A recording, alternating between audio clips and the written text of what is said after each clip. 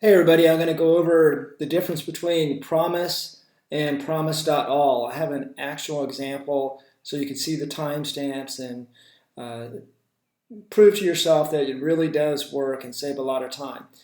Now let's go ahead and take a look at the setup I have here. It's just a regular HTML document.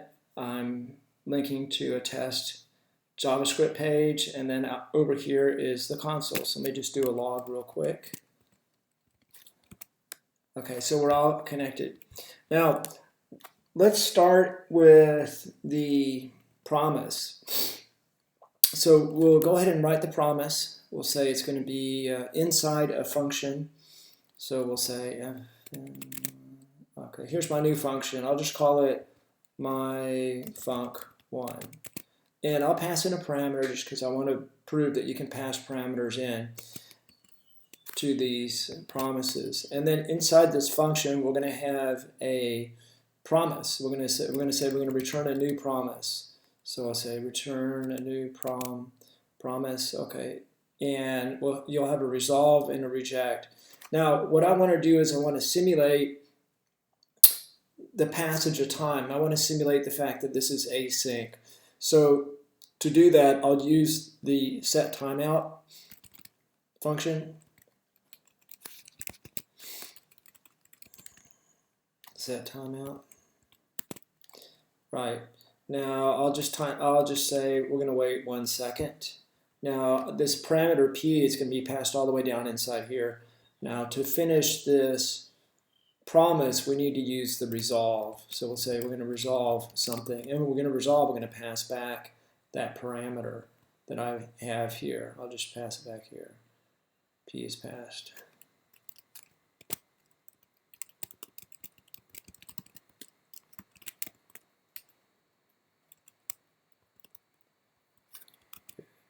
Right, very good.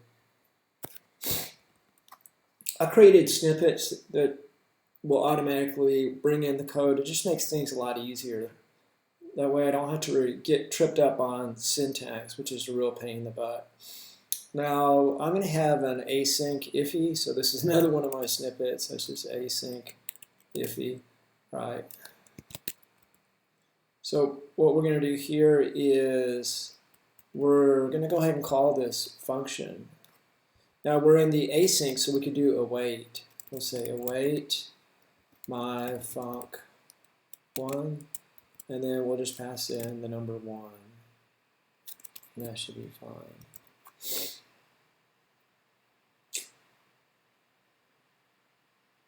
Now let's just say we're going to do 5 of these, and we're going to put them all in a row. You could call the same function all in a row, but I would say a real use case would be you're going to call different functions, but you might want to bundle them up in one for the promise.all. So I'll just say that these are different functions. It wouldn't have to be. Yeah. Yeah, they don't know that yet. All right, so then I'll just make 5 of these. 2, 3, 4, 5.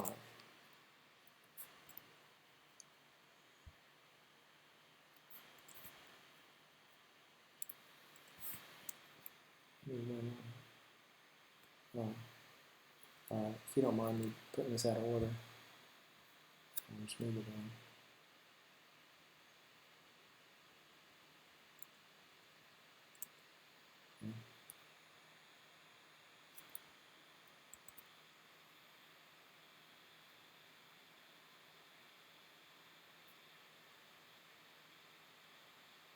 Great. So we have all these async awaits. Now, what's going to happen here is it's an async await. So then this is actually resolving. It's being resolved right here. And this one's being resolved. That one's being resolved. And all these other ones are being resolved.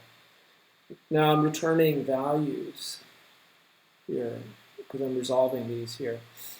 Now I'll just call these variable. I'll just give them variable names. Let me just go with the let. Let's say let. I'll just be really simple. Say let 1, 2, 3, 4, 5.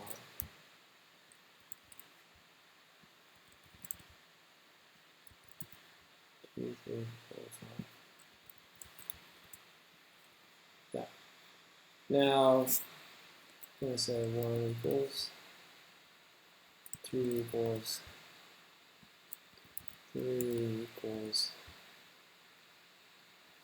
4 equals 5 equals. I could just put the lead on all these, but I'll show you why I'm doing this one in a second. Now we want to print these out, but we want to print them out with a timestamp to show that they're actually being queued up serially, one after the other, so you could actually see the 1,000 millisecond delay. To do that, we'll create another variable, begin, and again I'm going to define it here, because I'll use another begin for later on. I'll say begin is new date.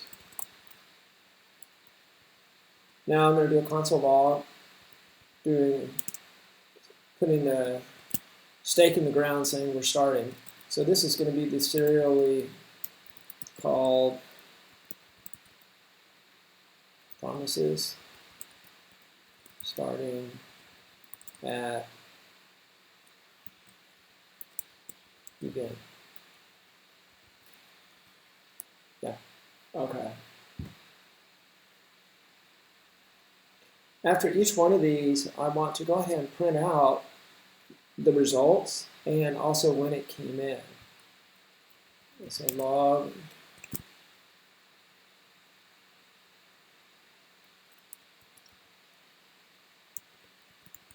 one return. I'll say what the value is. The value is always going to be the same. Well, I could change the values. Okay. Now here's where we're going to put our little timestamp in there. Now we want a new timestamp, so this would be new date. Look at the parentheses on this. New date minus begin divided by 1,000. Yeah. Now this is going to be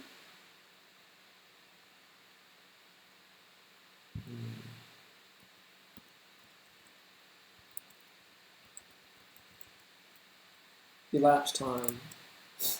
I should write.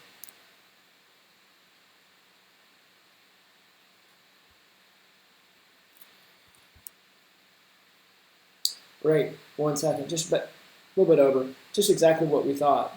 We're timing out here for one second. And then there's some internal processing going on. So that's the format we're going to use here. Let me expand this thing out. So we'll just copy this thing on down.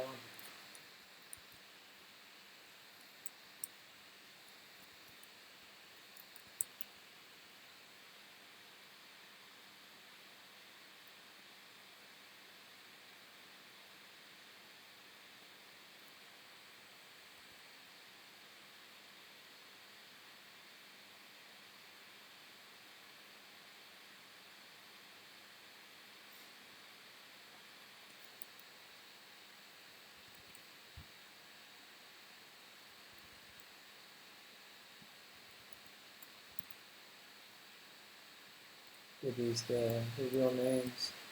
1, 2, 3, 4, 5. 5 is going to be here. 4 is going to be here. 3 is going to be here. 2 is going to be here. 1, and so on. Good. I'm going to just give it a different number as it's coming through. Pass a different parameter value.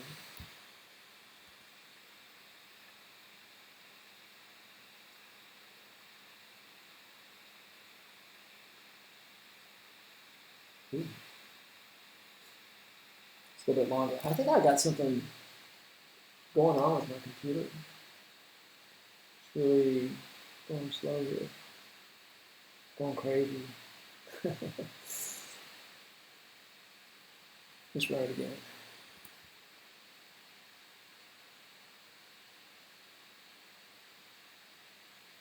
Well, anyway, you can see it's doubling the time. So there's no need to do that because in this example, I'm saying none of these functions have anything to do with each other. It's not like a user login where they're going to pass back the username, then we need the username to go inside here to combine that with the password, and then we'll combine that with the token received, so on. So these all could be run concurrently in parallel. So you can see that actually it took a lot of time. I think because I'm recording this, it's taxing my computer. When I did this before, it was really right at 1, 2, 3, 4, 5.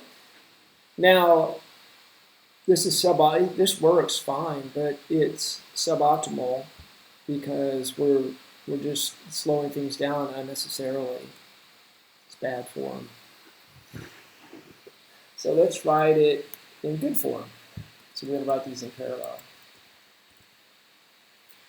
Similar idea. But what we'll do here, here's the key. This is key. What you'll do is you'll pass in an array, and you'll receive back an array. So let's just do this again. We'll say 1. This is what you're receiving back. 1, 2, 3, 4, 5. That's the array to get back. Equals Promises.All and then you pass in an array. And our array is going to be our set of functions. My func 1, 2, 3, 4, 5. And like I said, you could actually have the same funcs going on in if you wanted to. But let's just say sometimes these could be completely unrelated functions, and you could just run them in parallel without a problem.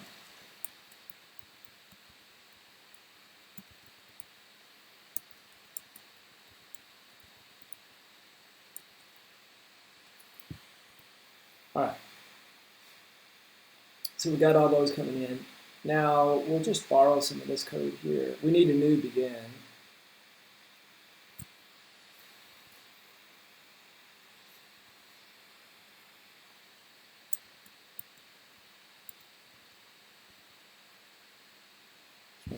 Oh, so we got a brand new begin.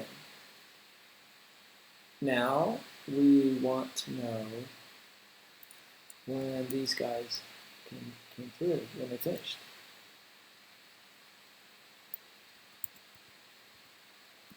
All 5 return.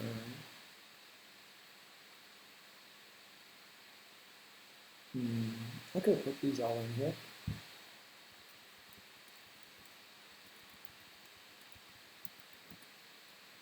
Yeah. Elapsed time is new date minus the new minus. Yeah. That should work. And something doesn't like it. Let's see what happens.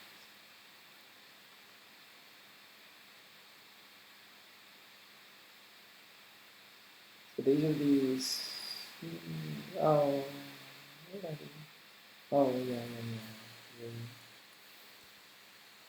4 and 5. Let's try it again.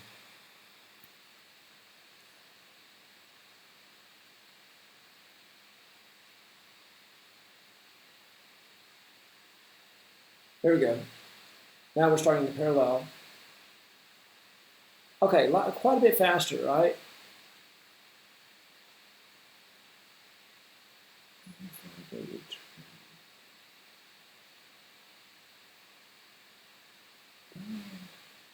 see these. Right. Came back 2 seconds.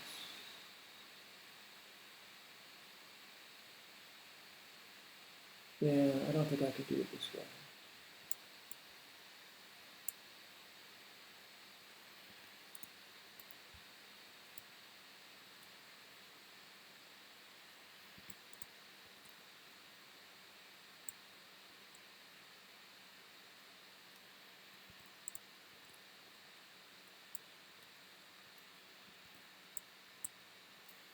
All right, let's try again.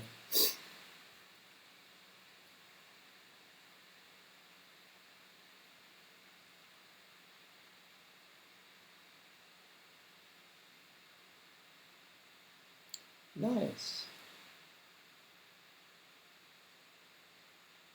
Is that what I'm trying? Yeah. Number 1. Good. Yes. Okay. So 2 seconds is a lot faster than 9.69. Wouldn't you agree?